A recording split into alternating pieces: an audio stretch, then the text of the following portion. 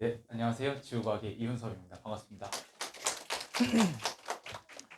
네, 오늘 날씨가 꽤 쌀쌀하던데 자녀분들을 위해서 이 자리까지 먼 걸음 해주신 학부모님께 먼저 감사의 인사 올리겠습니다. 네, 그럼 바로 지구과학 설명회 시작하도록 할게요. 일단 먼저 제 소개입니다. 이름은 이훈섭이고요. 연세대학교 지구시스템과학과를 나왔고 지구과학 교육 교직 이수를 하였습니다. 즉, 저는 지구과학 전문가이자 교육 전문가이기도 합니다. 네, 그래서 이제 내년에 제가 출강하게 될 학원들을 쭉 적어 놓았는데요. 대성, 기숙, 이제 의대관과 S관, 이제 재수생 중에서도 최상위권 학생들이 이제 다니는 학원에 출강을 할 예정이고요. 이제 단과 같은 경우에는 영통 이강학원과 천안의 대치 비전 21 이렇게 출근을 할 예정입니다. 그리고 맨 밑에 제가 적어놓은 거는 강남대성 수능연구소 이제 강대모의고사 K 다들 아시나요? 네, 강대모의고사 K를 만드는 제작소입니다. 네, 거기에도 내년에 출근을 해서 내년에 제가 만든 강대모의고사 K를 만나보실 수가 있습니다. 앞에 있는 양력보다 사실 저를 올해만큼은 가장 저를 잘 소개할 수 있는 단어는 이건 것 같아요.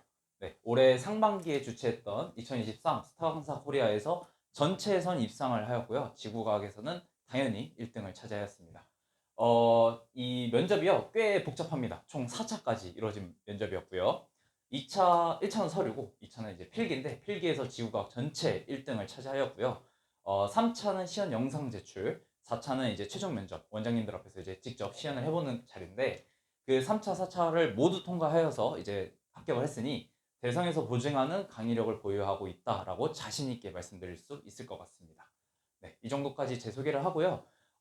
지금부터는 이제 2024학년도와 2023학년도 수능 분석을 한번 같이 보려고 해요. 너무 어려운 내용은 아니니까 걱정 안 하셔도 됩니다.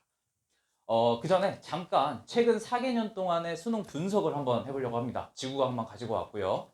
이제 6월, 9월 수능에 1컷과 만점 표점을 가지고 왔는데요. 제가 조금 여기 색깔이 좀 많이 깨졌네요. 자, 보시면 2021학년도부터 한번 살펴볼게요. 6월에는 1컷이 41, 좀 어려운 시험이었고요. 9월에는 48, 많이 쉬워졌습니다. 그리고서 수능에 45점, 좀 적정 난이도로 출제를 했죠. 6월과 9월의 사실 성격은요, 평가원이 그 해에 학생들의 난이도를 평가하고 이를 반영해서 수능에 좀 적정한 난이도를 출제함에 있습니다. 그런데 6평 때 했더니 너무 어려웠던 거예요. 그래서 아이들이 조금 어려워하는구나. 그래서 9월에 좀 쉽게 내봤는데 이번에 또 너무 잘 풀어. 그래서 적정 난이도로 45. 그래서 제가 봤을 때는 2021학년도 수능이 가장 이상적인 수능의 점수 분포라고 생각을 합니다. 근데 문제가 있어요. 2022학년도부터입니다. 2022랑 23학년도를 보시면요. 6월과 9월에 47, 48 뭐 이런 식으로 굉장히 쉽게 출제가 되었죠.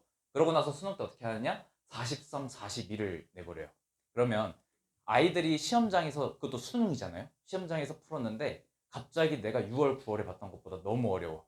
그러다 보니까 아이들이 어떻게 돼요? 망해버려요. 그래서 폭삭 망한 이제 선배들이 엄청 많습니다. 그런데 이제 올해 같은 경우에 조금 예외라고 저는 보는데요. 이제 아무래도 정치적 이슈 때문에 이제 조금 교육부에서 출제를 편의하게 하자 해서 6월, 9월 수능이 모두 다 쉽게 출제되었고요. 이거는 비단 지구과뿐만이 아니라 물화생지가 모두 다 같습니다. 그래서 이러한 분포 형태를 보이고 있다. 그러면 2025학년도에는 우리가 볼 2025학년도 수능에는 난이도가 어떨까? 잘 모르겠습니다가 정답입니다. 네. 왜냐면요. 이렇게 출제를 해버리면 일단 교육부 취지는 맞아요. 다만 아이들이 변별이 안 됩니다. 뒤에서도 조금 더 설명을 드릴 텐데요.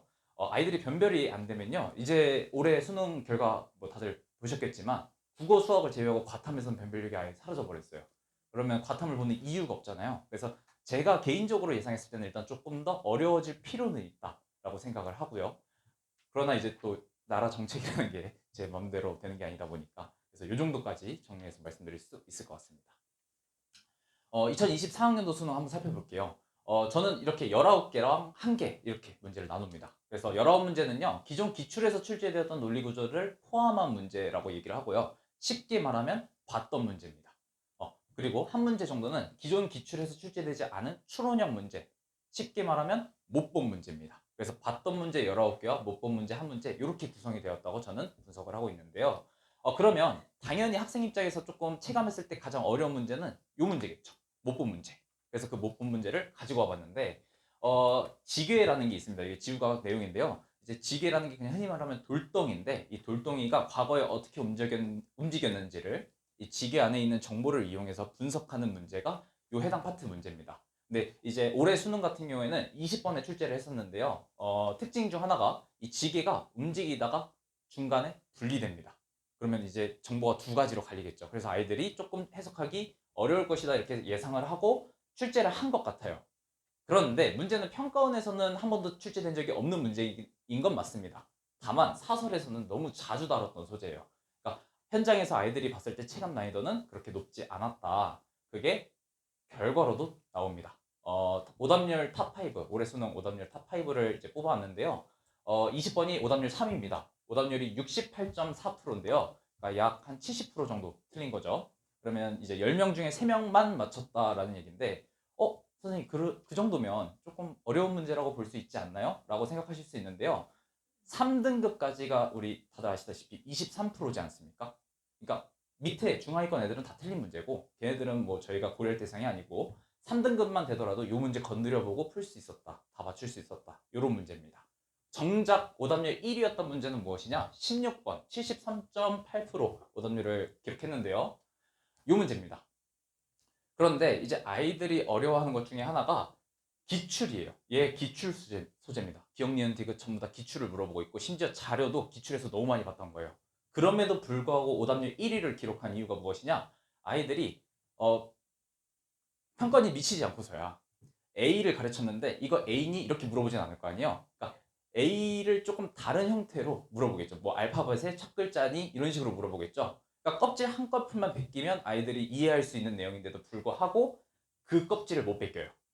그래서 그 껍질 못 벗긴 것 때문에 이제 기출 소재였음에도 불구하고 오답률이 1위를 기록하였다. 그래서 아이들에게 가장 먼저 우선시돼야 되는 것은 껍질 벗기는 것. 즉 저는 이거를 논리 구조를 파악하고 분석한다 이렇게 얘기를 합니다. 올해 수능이 너무 쉬웠다 보니까 작년 수능을 가지고도 조금 예시를 들어야 될 것 같아서 작년 수능까지도 가지고 왔어요. 작년 수능도 아까 말씀드렸다시피 봤던 문제와 못 본 문제 나누면요 18문제와 2문제로 나눌 수가 있습니다. 그러면 여기서 의문점이 생기죠. 앞에 올해 수능하고 비교했을 때 못 본 문제가 그냥 한 문제 늘었어요. 그러면 1등급 커서 그냥 하나 정도 조금 더 내려가면 될 것 같잖아요. 실상은 그렇지 않습니다. 이때 수능이 제일 어려웠던 수능이에요. 현 교육과정 중에서. 근데 그 이유가 무엇이냐면요. 그 못 본 문제 두 문제가요. 오답률 1, 2위를 기록을 했는데 오답률이 무려 86.5%, 84.4%입니다. 이거를 수능장에서 맞닥뜨리면 정말 손도 못 대요. 시간은 시간대로 다 쓰고 손도 못 대요. 그 두 문제가 무엇이냐면 이 문제와 이 다음 문제인데요. 앞에 문제부터 한번 살펴보시면 얘는요. 앞에 우리가 봤었던 20번 문제, 제가 설명드렸던 그 20번 문제랑 조금 난이도가 문제 형태가 비슷합니다. 자료를 조금 해석하지 못하는 자료를 갖다 주고서 너네 이거 한번 해석해봐라. 그래서 자료에서 조금 변별력을 갖추려고 했던 문제인데 그 자료의 난이도 자체가 앞에서 우리가 살펴봤던 20번에 비해서는 무지하게 어려웠어요. 그래서 아이들이 막 실제로 후기 중에 이거 5분 동안 잡고 풀었는데도 안 풀리더라. 그래서 조금 어려웠고요. 20번 같은 경우에는 조금 문제 성격이 다릅니다. 기출 공부를 똑바로 했으면 자료나 기억과 니은 선지까지는 너무 많이 봤던 거예요. 그래서 아이들이 쉽게 다 풀었는데 문제는 이 디귿 선지입니다. 이 디귿 선지의 관건은 뭐였냐면요.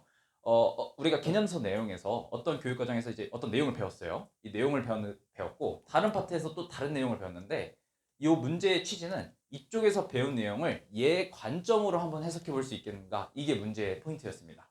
즉 내가 원하는 형태로 변형하는 과정이 필요했고요. 이런 것을 우리가 고난도 추론 과정 이렇게 얘기를 하기도 하죠. 그래서 이런 과정이 필요했었다. 그래서 조금 정리를 한번 해보면요.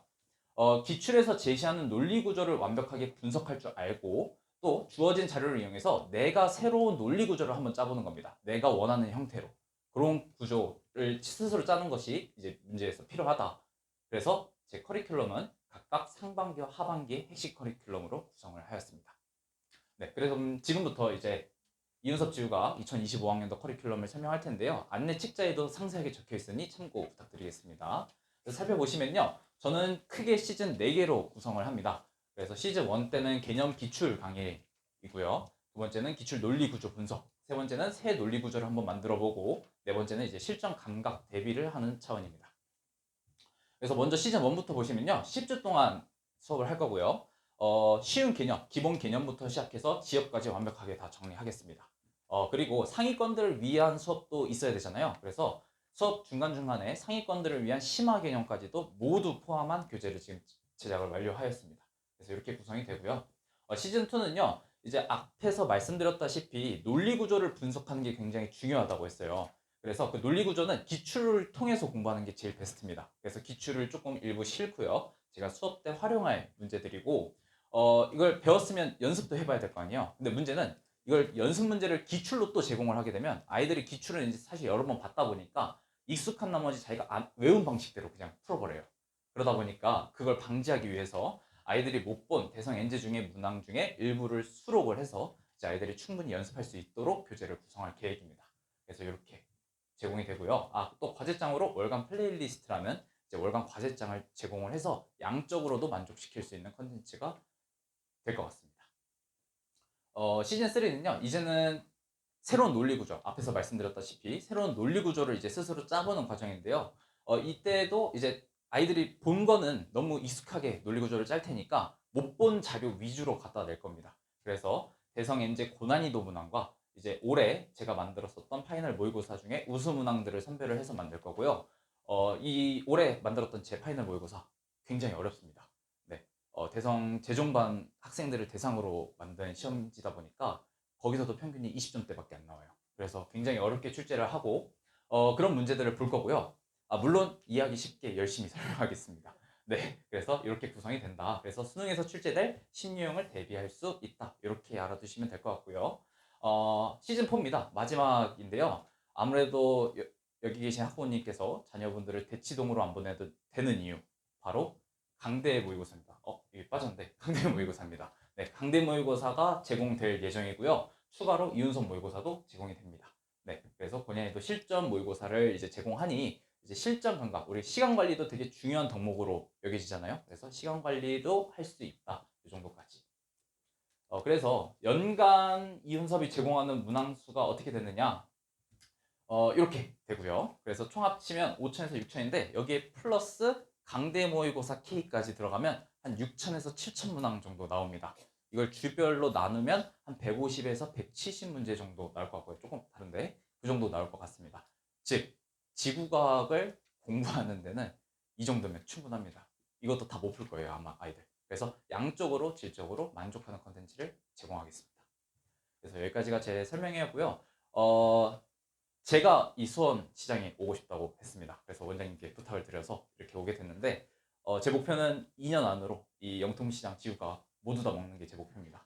네, 젊잖아요. 네, 좀 사진하고 많이 다르긴 하죠. 네, 젊으니까 이 젊은 패기로 모든 결과를 다 입증해 보이도록 하겠습니다. 감사합니다.